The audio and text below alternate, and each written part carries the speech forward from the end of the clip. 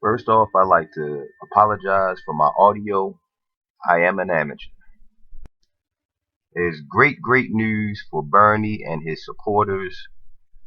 We got 10 weeks left till the first primary in Iowa on February 1st, 2016.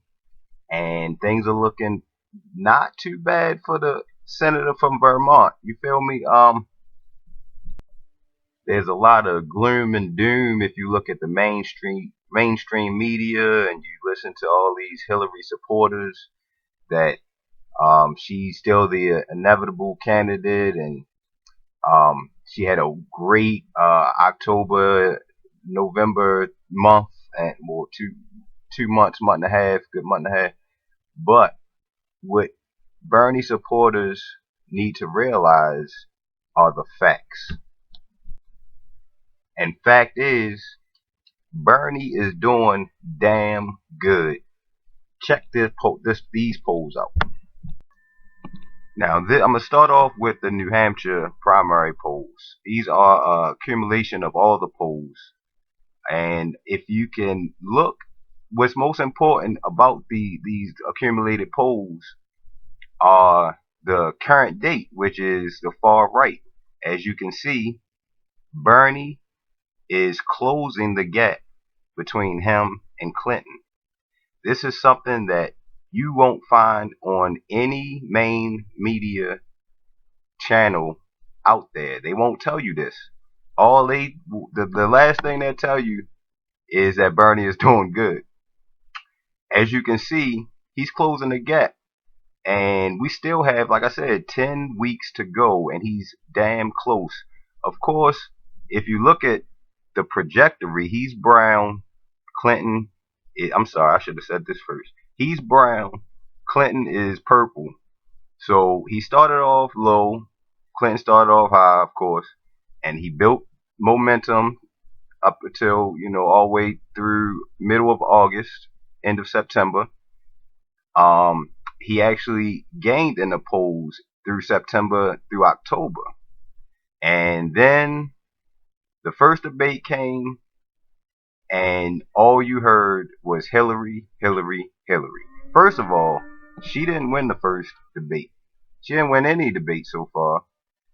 But if you listen to the mainstream media, she tore it up. It was a landslide victory. This, so on and so forth. But anyway, as you can see, after that first debate, which was around September, was it October 13th, around that time, uh, you can see that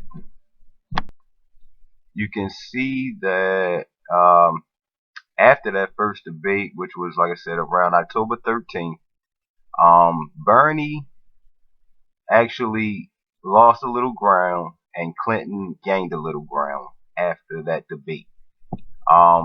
According to this New Hampshire poll and according to the people they polled.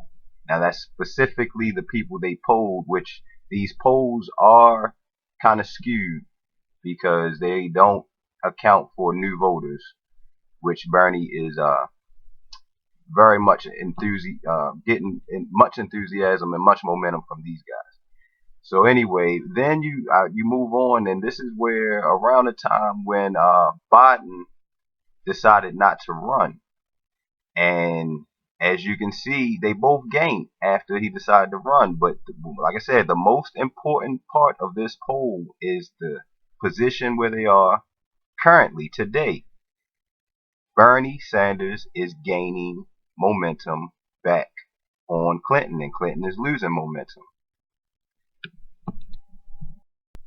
Now, why is this important? Other than the fact that Bernie is gaining momentum back and it's closing the gap again, and Clinton is losing momentum, why is this important? Because if you can recall, after the first debate, the mainstream media was glorifying Clinton, saying this was the best stint of her campaign ever. And I'm sure they included the 2008. They were just saying that she was on cloud nine, if you can recall. And even in New Hampshire, where a lot of Bernie supporters pretty much expect him to get it. Matter of fact, not just Bernie supporters. Many people, including the pundits and the mainstream media, kind of expect Bernie to get this win because it's next door to Vermont. As you can see, she didn't do very well. She didn't gain that much on him through her quote unquote best month and a half of her campaign. And even with that best month and a half of her campaign, she still couldn't pull away enough from Bernie for him not to be able to recover. And as you can see, he's recovering quickly, and we got to pull through for him so we can get this win. Now let's move on to the more important poll or polls, which are the Iowa primary polls. As you can probably see already at the far right of this poll, which is current date to date, Bernie is brown, Clinton is purple, and Bernie is gaining on her ass. Look at that. She's losing momentum again. He's gaining it quickly again.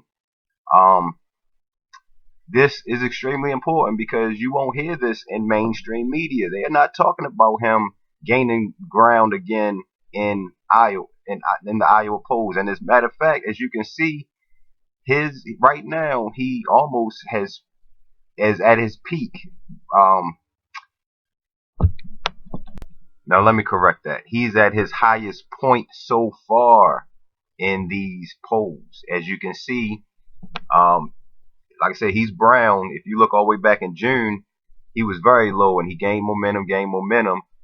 He peaked in what, mid-September it looks like, and then kind of slid after that, and then peaked again in looks like late October, early November. But if you look at present date, it appears that he's either topped that, he's peaked that, or he's again at his highest point thus far.